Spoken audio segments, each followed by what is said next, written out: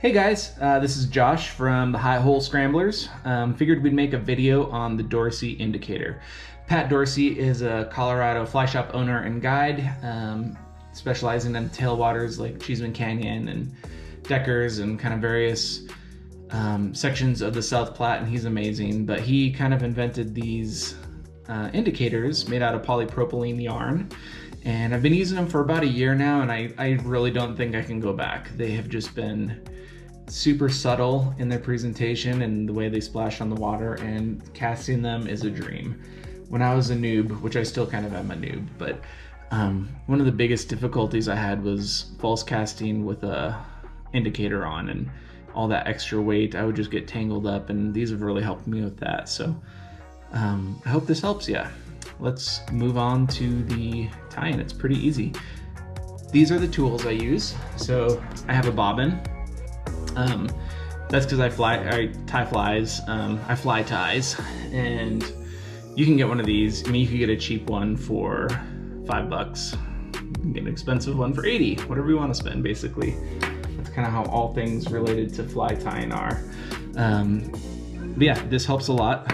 And then I have the polypropylene yarn. As you can see, I bought a few colors.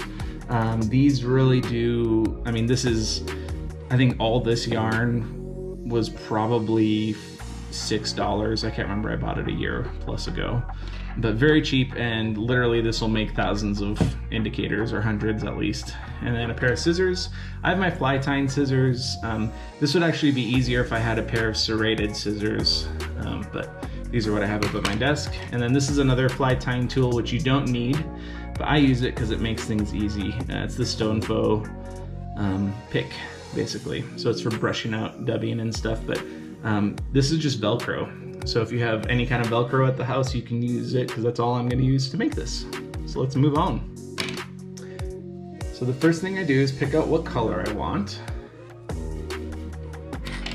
So I like to do white. It's a pretty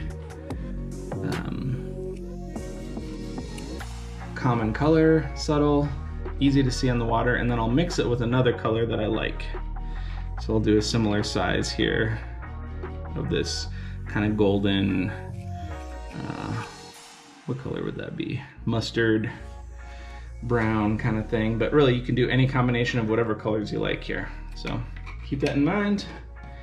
And then you'll see this comes intertwined like this.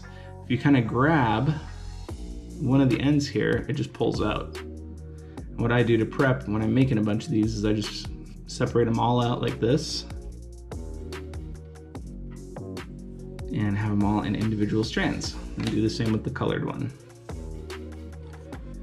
I like to do predominantly white indicators with a splash of color. To me, it gives a little bit of contrast in case in the river there's some glare, things like that. I'll have a little bit different color to look at. So that works for me. So yeah, what I usually do is I'll take like one of the various complementary colors and then like 4 strands of the white. Put them together. Let's do one more. Just like that. Kind of bunch them all up so they're roughly even. This doesn't matter if the ends are perfect because it's gonna get trimmed out. And I grab my trusty tool here. And what I like to do, when I first did this, I was brushing it out like this, and I noticed after making like 20 of them, I was getting like callus on my fingers. So I started just putting them on the desk and brushing them out like that. You want the most surface area possible, so when you apply floatant to this on the river, it adheres and keeps it floating all day, which it does. These things are incredible.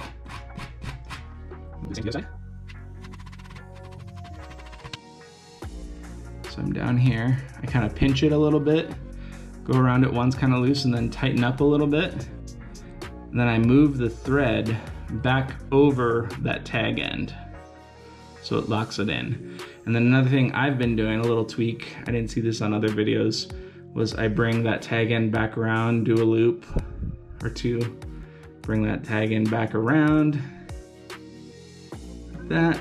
This is ensuring that you're locking in the tag end, so when you undo all this, it doesn't the tag end doesn't come undone and undo the whole shebang here. We don't want to mess up shebangs. Okay, so now I'm gonna adjust my camera here. So we have it secured in, we have it tied in, and we're just gonna do the knot now. So see, you can see it. I'm literally just doing a quick little double loop, like the most basic knot ever. It's important to realize that this is not gonna be under any tension. It shouldn't be anyways.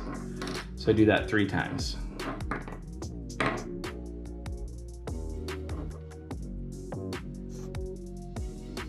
You can see I'm kind of building a knot there. Last time. Just bring it right over the top here.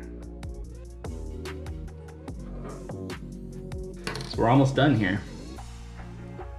You got these two ends, the tag end and the line. You're just gonna wanna go in and snip those tight. I like to do them one at a time, maybe a little OCD.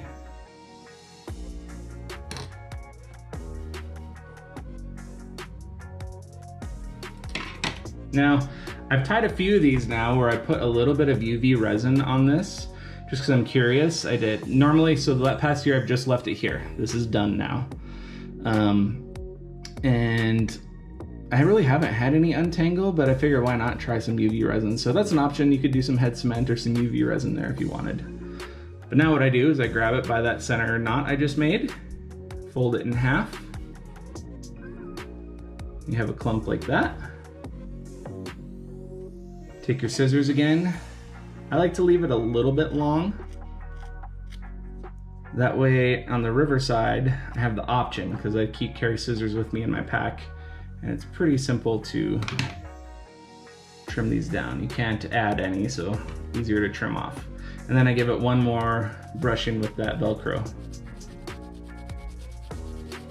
And as you can see, that is just a awesome indicator. I mean, it's lightweight. It's like basically like throwing a dry fly, but it can hold up. I mean, I've held up size 12, 3.5 tungsten bead. It holds up a lot of weight. So now I'm going to show you how to affix this to your line, because that's the next logical step, right?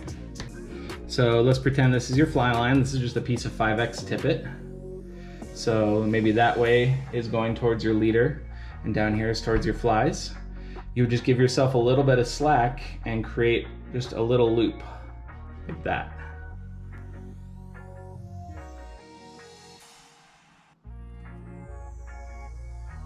Okay.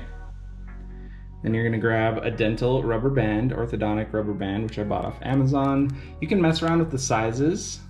I'll tell you what size, I'll put it in the description, what size I used. But yeah, so you can see, I just put it in my hands like this, that dental rubber band, and then I go around here 3 times. I used to do 5 because I thought more was better. What I noticed was this worked fine, and it actually made it slide across the line a little better when I wanted to adjust my depth. So now you got this loop with the rubber band in there. Here's our indicator we just tied. You put it around there like that.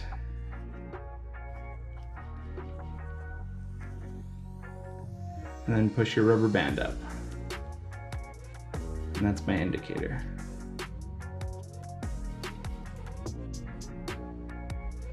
Stuff floats on the river great. I add a little bit of Aquel or some kind of floating to it, and a lot of times will brush it one more time before I fish it, just so there's the most surface area possible.